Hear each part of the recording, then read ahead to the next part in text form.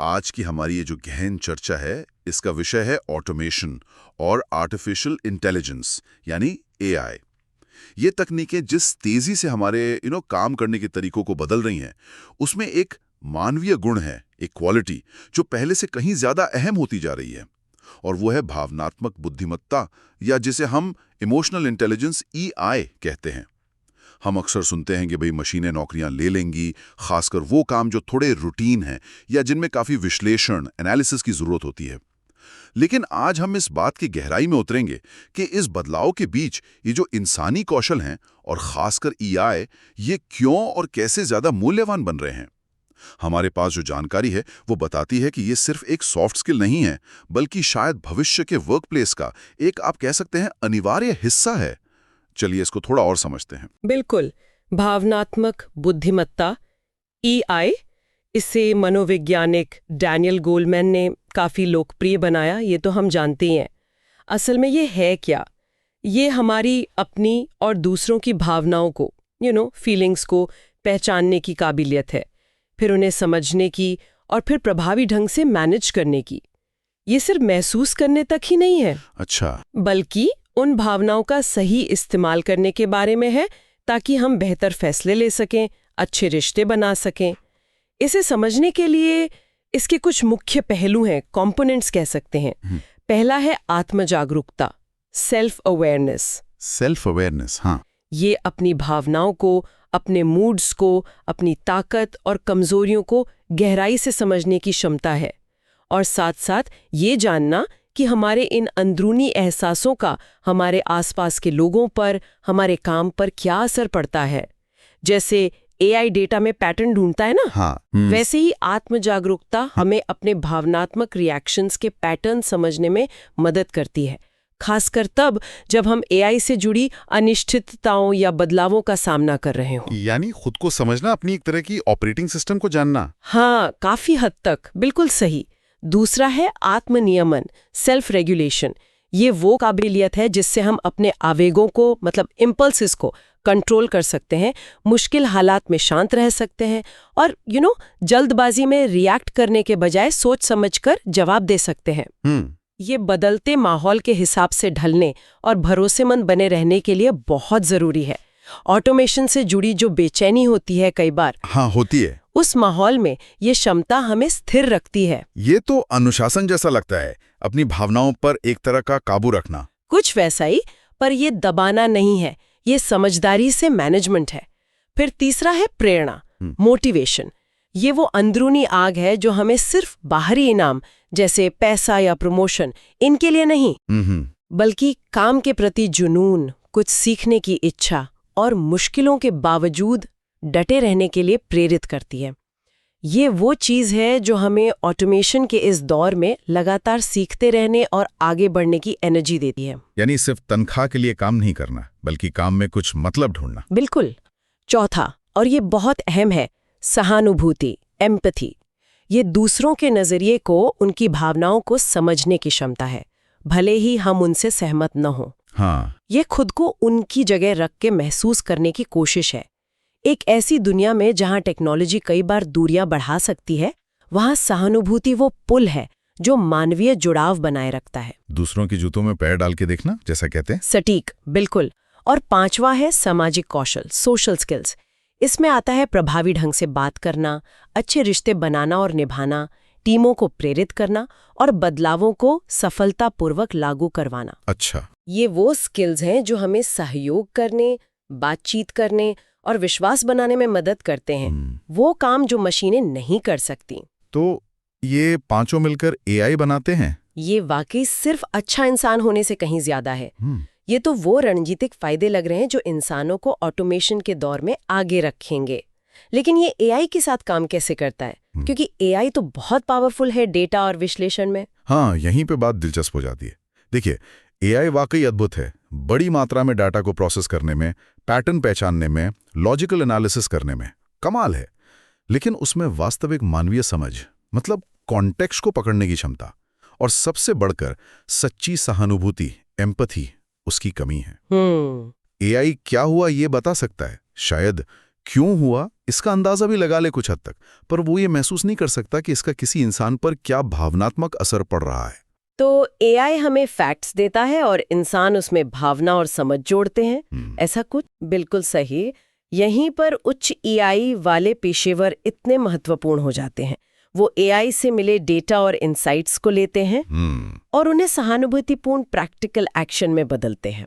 वो डेटा को एक मानवीय संदर्भ देते हैं। एक उदाहरण लेते हैं ग्राहक सेवा का, कस्टमर सर्विस। हाँ, ये अच्छा रहेगा। मान लीजिए एआई का सेंटिमेंट एनालिसिस टूल है जो ग्राहक के लिखे या बोले गए शब्दों के लहजे और भावना का विश्लेषण करता है। आजकल काफी इस्तेमाल होता है ये। हाँ, बहुत।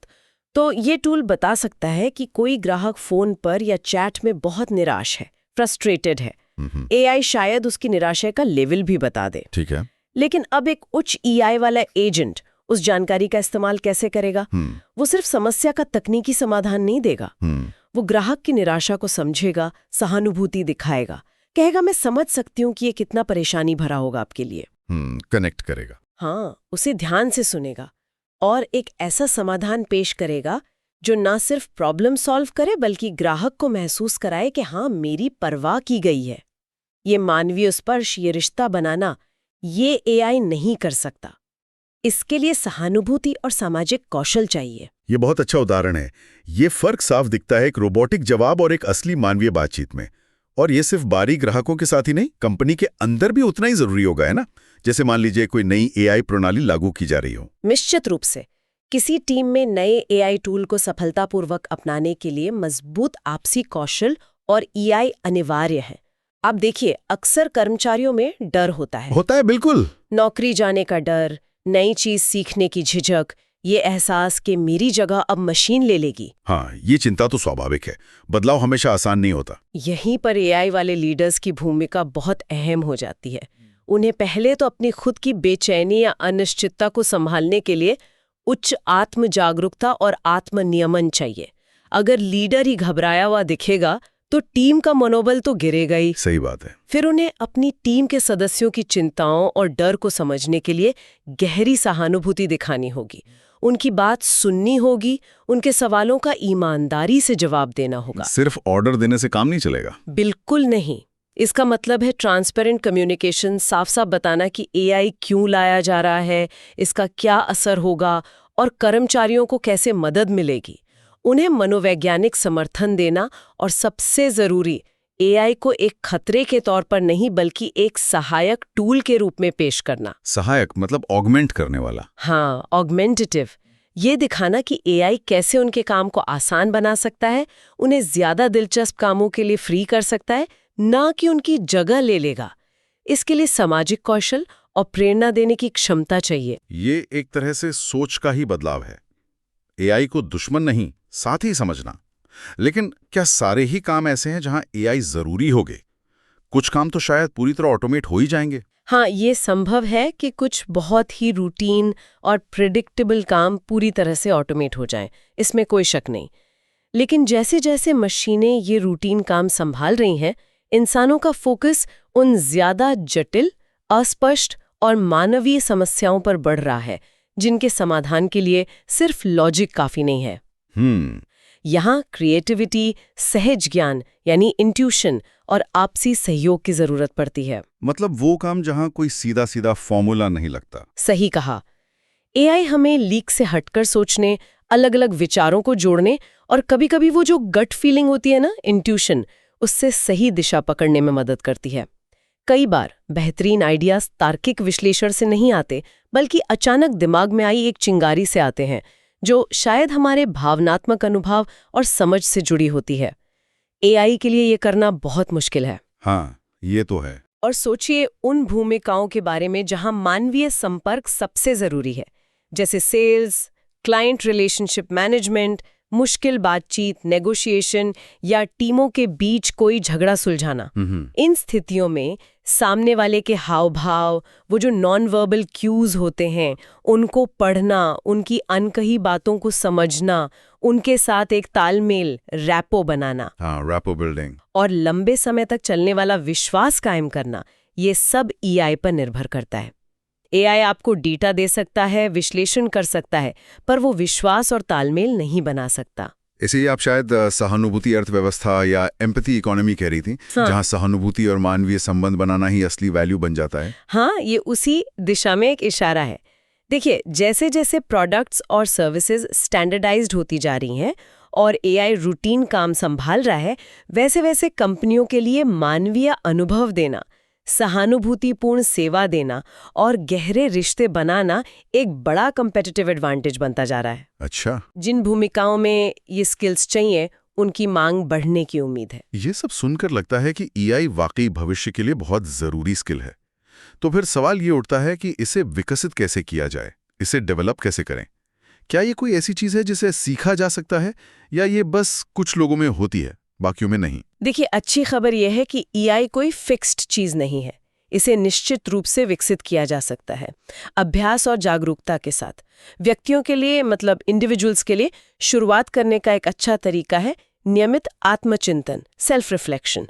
दिन के अंत में कुछ मिनट निकालकर सोचना, आज मैंने क्या महसूस किया, किन सिचुएशंस में महसूस किया, मेरा रिएक्शन क्या था, क्या मैं अलग तरह से रिएक्ट कर सकता था। अपने भावनात्मक पैटर्न को समझने की कोशिश करना। बिल्कुल, और भावनात्मक जांच, मतलब इमोशनल चेक-इन्स करना भी मददगार है। दिन में कई बार बस एक पल रुक कर खुद से पूछना, मैं अभी कैसा महसूस कर रहा हूँ।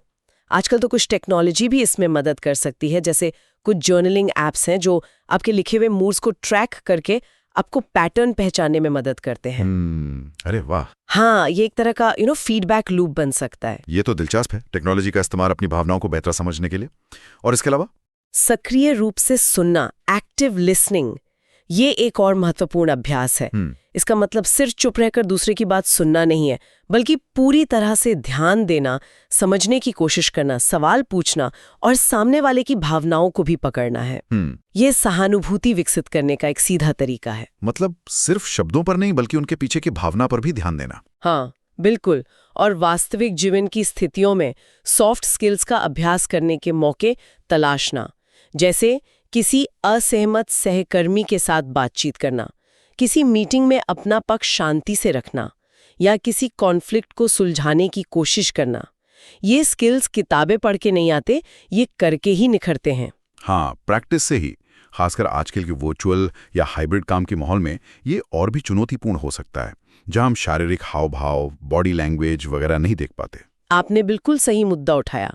जब हम स्क्रीन के जरिए बात करते हैं तो बहुत सारे नॉन वर्बल संकेत खो जाते हैं। इसलिए हमें आवाज के लहजे, मतलब टोन पर, शब्दों के चुनाव पर और बातचीत के कॉन्टेक्स्ट पर ज्यादा ध्यान देना पड़ता है। सही है। हमें सहकर्मियों की अनकही भावनात्मक जरूरतों को समझने के लिए ज्यादा कोशिश करनी पड़ती है। सिर्फ काम निपटाने के बजाय मानवीय स्तर पर जुड़ाव बनाए रखना और भी जरूरी हो जाता है, ताकि गलतफहमियां कम हो और टीम एकजुट रहे। इसके लिए ज्यादा सचेत प्रयास और ईआई की जरूरत होती है। ये तो हुई व्यक्तियों की बात कि वो खुद को कैसे बेहतर बना सकते हैं, लेकिन क्या ये सिर्फ हमारी निजी जिम्मेदारी है? क्या कंपनियों और संगठनों की भी कोई भूमिका है ईआई को बढ़ावा देने में? बिल्कुल है, और बहुत अहम भूमिका है। अगर संगठन चाहते हैं कि उनके कर्मचारी भावनात्मक रूप से बुद्धिमान हों और ऑटोमेशन के दौर में सफल हों, तो उन्हें सिर्फ उम्मीद करने के बजाय सक्रिय रूप से ऐसा माहौल बनाना होगा जहां ईआई को महत्व दिया जाए और उसे विकसित करने के अवसर मिले। तो कंपनियां क्या कर सकती हैं इसके लिए? क्या सिर्फ ट्रेनिंग देना काफी है? ट्रेनिंग एक हिस्सा है, पर यह काफी नहीं है। शुरुआत होनी चाहिए भर्ती और पदोन्नति से, हायरिंग और प्रमोशन से। संगठनों को अपनी प्रक्रियाओं में बदलाव लाना होगा, ताकि वे सिर्फ तकनीकी कौशल या अनुभव को ही न देखें, बल्कि ईआई से जुड़े कौशलों जैसे सहयोग, संवाद, सहानुभूति, आत्म जागरूकता, इनका भी आकलन करें और उन्हें महत्व दें। जब लोग देखते हैं कि भाई इन स्किल्स के आधार पर तरक्की मिलती है, तो वे इन्हें विकसित करने के लिए खुद ही प्रेरित होते हैं। यानी सिस्टम में ही इसे शामिल करना होगा, कल्चर बनाना होगा। हाँ, बिल्कुल। प्रदर्शन समीक्षा में भी, मतलब परफॉर्मेंस रिव्यूज में, ईआई से जुड़े लक्ष्यों और व्यवहारों पर चर्चा होनी चाहिए। इसके अलावा लक्षित प्रशिक्षण कार्यक्रम, टारगेटेड ट्रेनिंग प्रोग्राम्स निश्चित रूप से मददगार हो सकते हैं, लेकिन ये सिर्फ एक बार के वर्कशॉप नहीं होने चाहिए। ये एक निरंतर चलने वाली प्रक्रिया होनी चाहिए, जिसमें अभ्यास, फीडबैक और कोचिंग शामिल हो। और ये कार्यक्रम सभी स्तरों के कर्मचारियों के लिए उपलब्ध होने चाहिए, सिर्फ मैनेजमेंट के लिए नहीं। ये सब सुनने में तो बहुत अच्छा लगता है, लेकिन क्या ये व्यवहारिक है, मतलब प्रैक्टिकल है, खासकर छोटी कंपनियों या उन उद्योगों के लिए जहां मार्जिन बहुत कम होता है? कहीं ये एक और अच्छा लगने वाला विचार तो नहीं जिसे लागू करना मुश्किल हो? ये एक जायज सवाल है। शुरुआत में इसमें निवेश लग सकता है, समय का भी और संसाधनों का भी, लेकिन लंबी अवधि में इसके फायदे कई ज्यादा हैं। आप देखिए, उच्च ईआई वाली टीमें ज्यादा सहयोगी होती हैं, उनमें कॉन्फ्लिक्ट कम होता है, वे बदलावों को बेहतर ढंग से अपनाती हैं और उनका प्रदर्शन अक्सर बेहतर होता है। अच्छा। कर्मचारी जुड़ाव, एम्प्लॉई एंगेजमेंट और रिटेंशन भी बढ़ता है। तो ये सिर्फ अच्छा लगने वाला विचार नहीं, बल्कि एक अच्छी व्यावसायिक समझदारी, बिजनेस सेंस भी है। और शायद सबसे जरूरी बात, लीडर्स का खुद उदाहरण पेश करना, रोल मॉडलिंग। या मानते हैं, दूसरों की सुनते हैं, सहानुभूति दिखाते हैं और एक ऐसा माहौल बनाते हैं जहां लोग बिना डर के अपनी राय रख सकें, जिसे साइकोलॉजिकल सेफ्टी कहते हैं। हाँ, साइकोलॉजिकल सेफ्टी। तो कर्मचारी भी वैसा ही व्यवहार करने के लिए प्रेरित होते हैं। ऐसे लीडर बदलाव के समय में, जैसे एआई को अपनाते समय, विश्वास पैदा करते हैं और टीम को साथ लेकर चलते हैं। तो ये सारी बातचीत, ये पूरी चर्चा हमें कहाँ ले जाती है? अगर हम सब कुछ समेटें तो मुख्य संदेश क्या निकल कर आता है? मुख्य संदेश ये है कि ऑटोमेशन और एआई का युग इंसानी काम का अंत नहीं है। बिल्कुल नहीं, बल्कि ये उसका पुनर्अंशांकन है, एक तरह का रिकैलिब्रेशन। बिल्कुल। हमारा फोकस बदल रहा है। जो काम मशीनें बेहतर कर सकती हैं, डेटा प्रोसेसिंग, विश्लेषण, रूटीन टास्क, वो उन्हें करने देना चाहिए। और इंसानों को उन कामों पर ध्यान देना चाहिए जो सिर्फ इंसान ही कर सकते हैं। बिल्कुल। हमें एआई को एक प्रतियोगी के तौर पर नहीं देखना है, बल्कि एक शक्तिशाली सहयोगी, एक पार्टनर के रूप में देखना चाहिए। हम उसकी संज्ञानात्मक क्षमताओं का, उसकी कॉग्निटिव पावर का लाभ उठा सकते हैं और साथ ही अपनी भावनात्मक बुद्धिमत्ता को उन भूमिकाओं के लिए और ज्यादा निखार सकते हैं जहां मानवीय संबंध, सहानुभूति, रचनात्मकता, नैतिक निर्णय और जटिल समस्याओं का मानवीय समाधान महत्वपूर्ण है। ये वो क्षेत्र हैं जहां इंसान अभी भी और शायद हमेशा मशीनों से आगे रहेंगे। तो ये एक तरह का तालमेल है, एआई की तार्किक शक्ति और इंसान की भावनात्मक शक्ति का संगम, सिनर्जी कह सकते हैं। ये महत्वपूर्ण सवाल पर सोचने के लिए छोड़ जाता है। जैसे जैसे एआई हमारे काम और जीवन का एक अभिन्न अंग बनता जा रहा है, क्या होगा अगर हम व्यक्तिगत स्तर पर और संगठनात्मक स्तर पर भावनात्मक बुद्धिमत्ता के विकास को प्राथमिकता नहीं देते? जरा सोचिए, एक ऐसे भविष्य की जो तार्किक दक्षता और गति पर तो बहुत जोर देता हो, लेकिन उसमें सहानुभूति, मानवीय समझ और नैतिक विवेक की कमी हो। वो दुनिया, वो वर्कप्लेस कैसा दिखेगा? ये एक ऐसा सवाल है जिस पर हम सभी को गंभीरता से विचार करने की जरूरत है।